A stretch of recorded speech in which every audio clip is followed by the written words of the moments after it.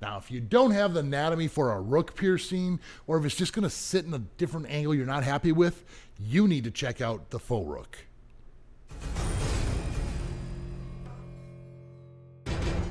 The Faux Rook is trying to replicate a rook piercing, well, actually just the top bead. So it's basically right above, and instead of scooping through the rook, it's going forward to back, straight through.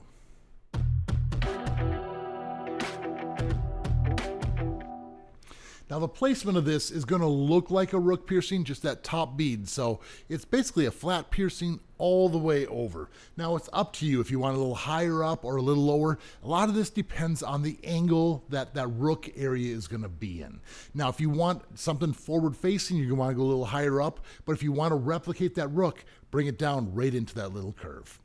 Now with the jewelry on this one, you need to start off with a labret stud.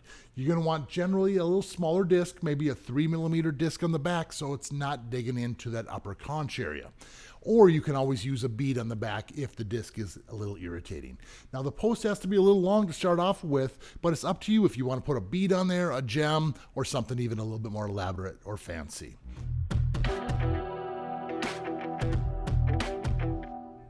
Easily the most common issue that people have with this piercing is not downsizing it. If you don't downsize, it might change angles, not sit in the proper areas. So once that swelling goes down, definitely downsize your piercing. Now, the other most common problem is going to be if you're sleeping on it. Most people can sleep on that area without causing irritation, but if it hurts, you're doing damage and prolonging the healing process. Now, on average, this piercing is going to be healed up in probably 3 to 6 months. If you're not sleeping on it, it might be closer to that 3 months, but if it's constantly being bumped or irritated, closer to the 6 months. I have seen them take all the way up to a year to heal.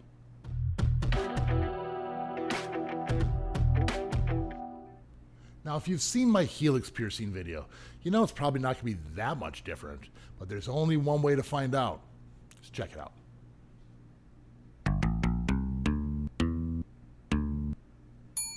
Yep, it's pretty much the same thing.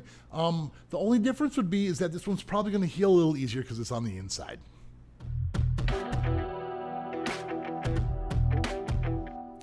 The Faux Rook is a super fun piercing.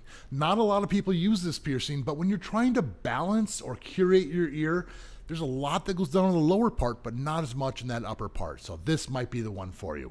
It gives you a ton of options for jewelry. They heal really nice. I'm a huge fan. What do you think of the Faux Rook? Let me know in the comments. If you enjoyed my video, hit the thumbs up. Make sure you're subscribed. And of course, keep putting holes in your body. We'll see you all in the next video.